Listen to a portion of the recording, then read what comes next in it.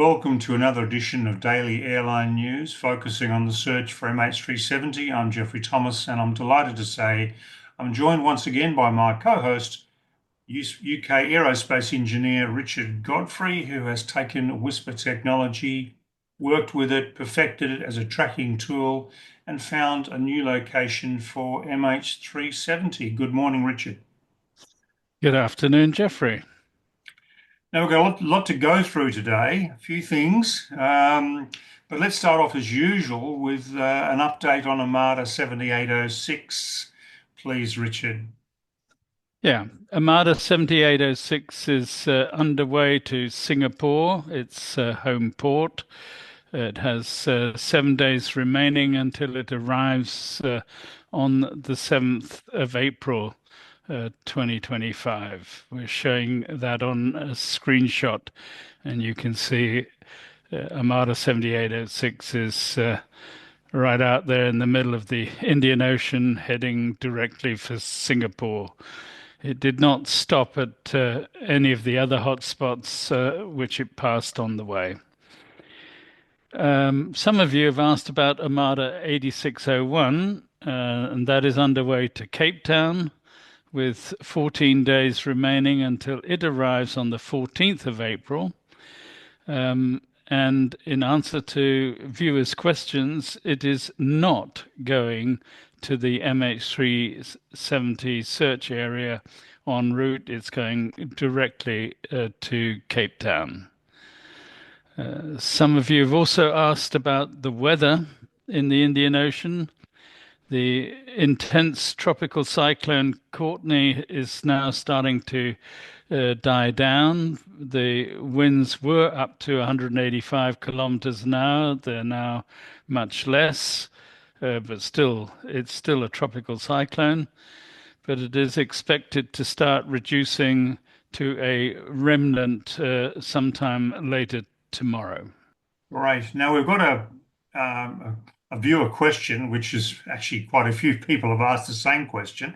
Has Ocean Infinity already found MH370? Now, you've done some work on this and analysed the situation. Perhaps you can give your view on this, Richard. Yeah, I mean, the first thing to point out is Ocean Infinity have been surveying in the MH370 search area now for a total of 27 days. They had a first survey area, then they went back to Fremantle, then they came back out and did a second survey area. And again, I emphasize this is survey work and not search work. The search has not yet started officially. And we have that directly from Ocean Infinity, that information. And Armada 7806, if it had have found MH370 during the survey work, then it would have ceased doing the survey and concentrate on one particular location and analyzing a debris field that they had found. But in fact, that has not been the case. Every day, Armada 7806 has moved from one location to another location within the survey area. Now, Air France 447 and CI 611 are the only comparable events of a modern aircraft crashing in the middle of the ocean with over 200 fatalities. Perhaps you can talk about that, Richard. Yeah, it is an interesting comparison. Air France 447 wreckage was found on the 2nd of April 2011, nearly 2 years after the crash on the 1st of June 2009. The seafloor debris field was 600 meters by 200 meters. That's 120,000 square meters at a depth of 3,900 meters.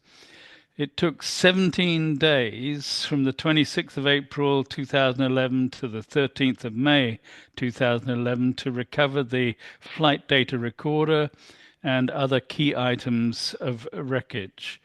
It took 13 days from the 21st of May 2011 to the 3rd of June 2011 to map the entire debris field.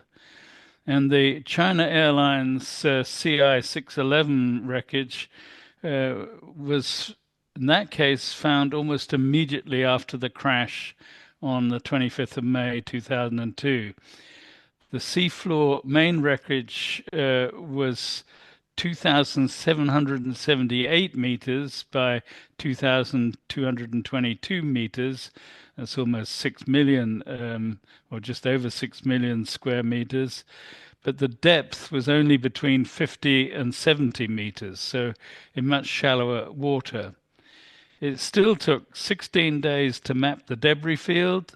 It took 25 days to find the flight data recorder and cockpit voice recorder, and they were found 610 meters apart. So you can see from both these other cases, it took quite a while to map a debris field and find the key items of debris like the black boxes and other important wreckage items. So personally, I do not believe that MH370 has been found already, and Ocean Infinity are keeping that a secret. I'm sure Ocean Infinity will be back for the next search season starting in November 2025. Yeah, that's quite a incredible time to map all that debris field. Basically a couple of weeks. But now, Richard, our Mr. Wise has done a podcast yesterday, and we would like to respond to it. Yes, Jeff Wise published a YouTube video, season 2, episode 34, on the 29th of March, in which he discusses my career and work at length. This follows on from previous episodes where he's also talked about my work and my career in season 1, episode 28, and season 2, episode 30. Jeff Wise asked the question, is Godfrey real? And is he really who he says he is? He claims I'm not an aerospace engineer. He claims he could find no evidence that I ever worked on Tornado, F-16, A-7, or the NASA Space Shuttle, or the ESA Space Lab.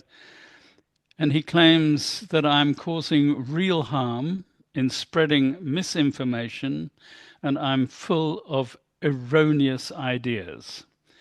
Quote, quote, and quote. He also claims Whisper cannot be used to detect and track aircraft, and he cites the recent video by SK999 on that subject. He also claims, like my collaborators, you, Jeffrey, playing Gibson, Professor Simon Maskell, that we're all as bad as each other and we're only interested in clicks, likes, publicity, and fame. Yesterday, I published on my website a paper titled What Jeff Wise Missed in his investigation into me and my work. I am an aerospace engineer.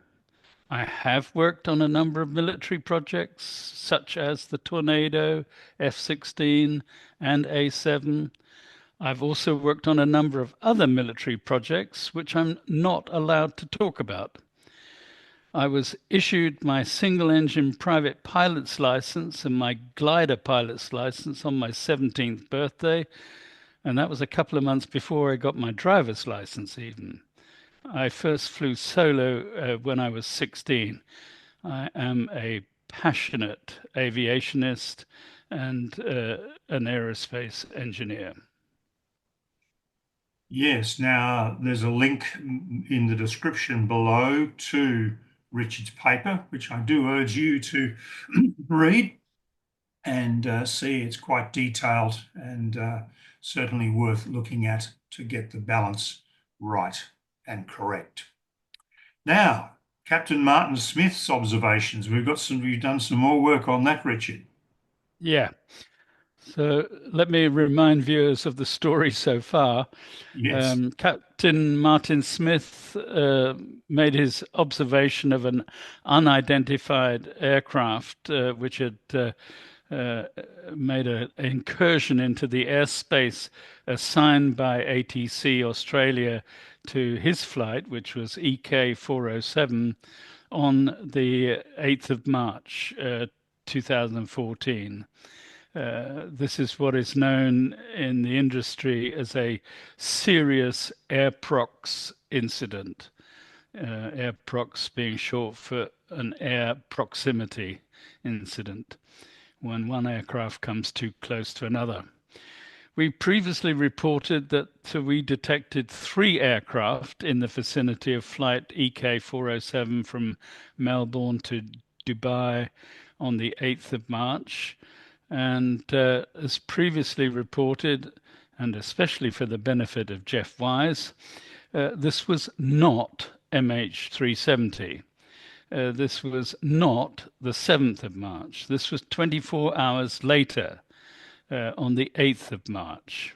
The same EK 407 flew each day from Melbourne to Dubai. So it was flying on the 7th of March, but also in this case on the 8th of March. And that's what we're talking about, the day after, 24 hours later. The question is, what were three unidentified aircraft doing in the middle of the Indian Ocean 24 hours after the disappearance of MH370? And the answer is they were searching already for MH370. So how did they know where to look though for MH370, within hours of it disappearing? Well, that's a good question. Boeing were asked to estimate the possible flight paths of MH370 based on the Inmarsat satellite data. Boeing produced various flight paths, and a flight path at flight level 350 and the maximum range cruise was chosen for this initial investigation. There were a number of different scenarios run at different altitudes, different airspeeds, max settings, durations, and ranges. We're showing their analysis on the screen.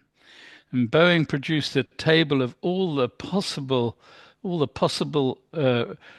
ranges and the as I say, the maximum range cruise mode at flight level 350 was chosen, assuming that the altitude had not changed from the last known altitude before diversion, according to the ADS B data.